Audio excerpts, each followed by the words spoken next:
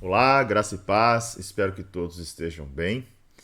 Estamos começando um grande projeto, um projeto de muita importância para o desenvolvimento do discipulado e o desenvolvimento daqueles que querem ser mais parecidos com Jesus. O discipulado não é um treinamento, o discipulado não é um curso. O discipulado é uma jornada que nós frequentaremos e ao qual nós estaremos até o dia em que Jesus buscar a sua noiva, até o dia que nós realmente adentrarmos na glória e abandonarmos a corruptibilidade desse corpo para a incorruptibilidade. Ou seja, todo aquele que quer ser semelhante a Jesus, todo aquele que ama Jesus, todo aquele que deseja ser parecido com Jesus, é um aluno de Jesus, ou seja, um discípulo.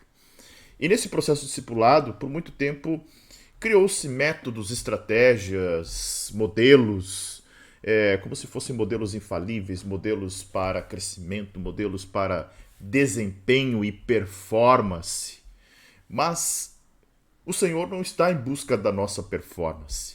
O Senhor está em busca de verdadeiros adoradores, de crentes que se assemelham a Jesus, de crentes que tenham a mentalidade de Cristo.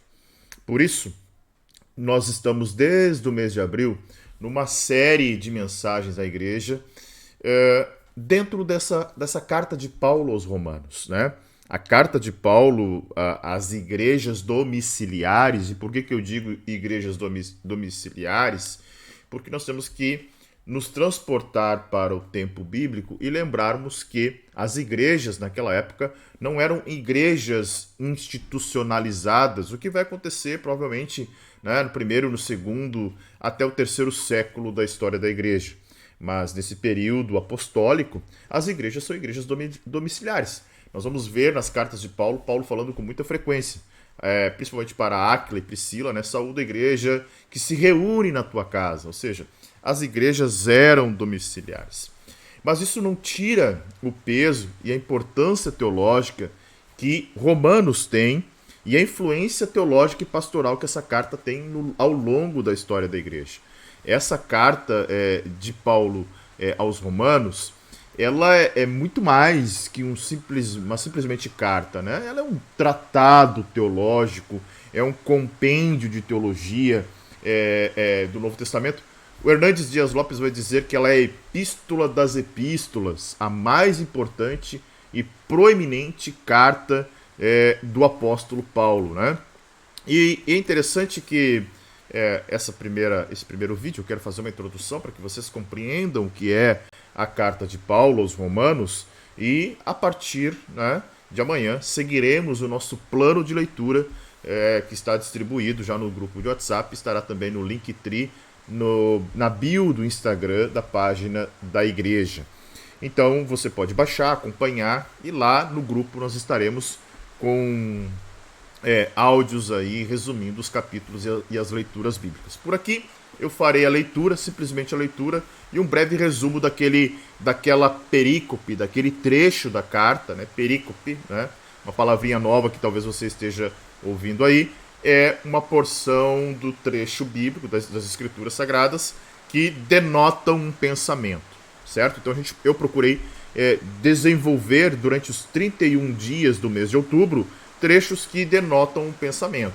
Então vai ter dias que nós vamos ler 10 versículos, tem dias que nós vamos ler 15, tem dias que nós vamos ler um capítulo inteiro, 25 versículos. E você vai levar no máximo 4 minutos, tá?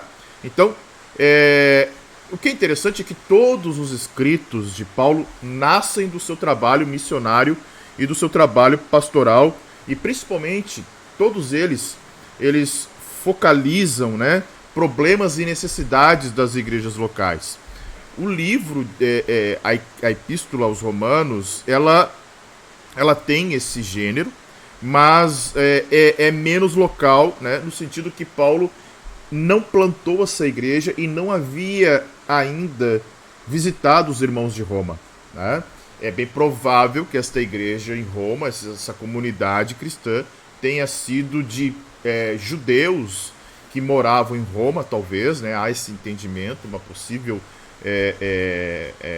geração dessa igreja seria de irmãos, né, de pessoas que se convertem ali no Pentecostes, né, e retornam, né, as festas judaicas, os judeus retornavam para Jerusalém, vinham para Jerusalém e depois retornavam para suas cidades.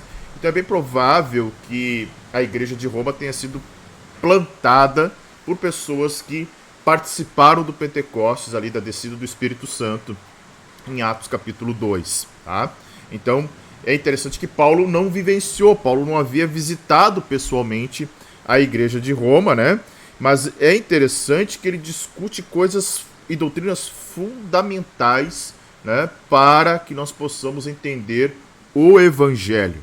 Ele discute a essência do pecado, a salvação realizada na cruz, a união do cristão com Cristo, né, o modo como o Espírito Santo atua no cristão para promover santidade, o lugar do povo judeu no plano de Deus, as coisas futuras, a ética e a vida cristã. Então, essa carta, sem dúvida alguma, ela é uma carta de Paulo, embora alguns, né, poderiam até contestar, mas ele é o autor declarado e incontestado, né? E a gente aprende que Paulo escreveu essa carta quando ele estava provavelmente em Corinto, né, prestes a seguir a sua viagem para Jerusalém. Então, Roma foi o primeiro destinatário, né? Só que é bem provável que as outras igrejas daquela época também tenham recebido essa carta. Até porque o propósito de Paulo ao escrever Romanos pode, né, ser identificado diretamente no texto. Ele escreve, né, que deseja contribuir para o fortalecimento dos cristãos em Roma, né? Então é isso que é a essência dessa carta. A essência dessa carta é o Evangelho, né? Nós vamos ler agora, não sei se é amanhã ou domingo, amanhã mesmo, amanhã dentro da primeira perícope. Paulo vai dizer em Romanos, né, capítulo 1, verso 16, que o Evangelho é poder de Deus para salvar aquele que crê. Então, o que é Evangelho, né? Porque muitos dizem que Romanos é o quinto Evangelho. Nós temos 4 Evangelhos, Mateus, Marcos, Lucas e João, né? O que é o Evangelho na Bíblia, né? Como livro? É o livro que narra o ministério de Jesus, a vida de Jesus, a morte e a ressurreição.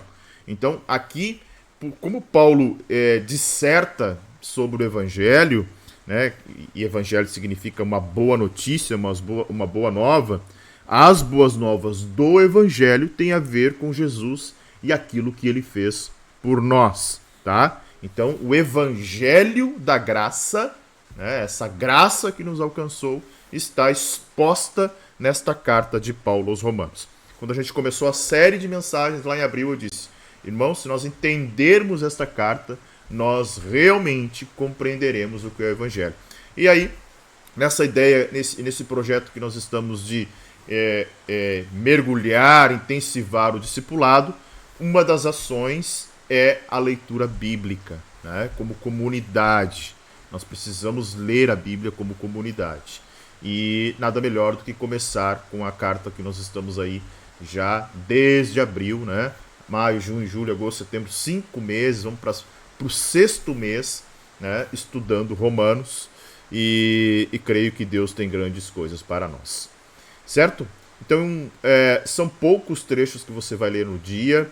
Eu te aconselho a separar um caderno, a você anotar aquilo que você está lendo, aquilo que te chama atenção, a palavra que te chama atenção naquele dia. Olha, amanhã, por exemplo, nós vamos ler Romanos, do capítulo 1, do verso 1 até o 17. Né? Que versículo que te chamou atenção? Que frase, que expressão que te chamou atenção?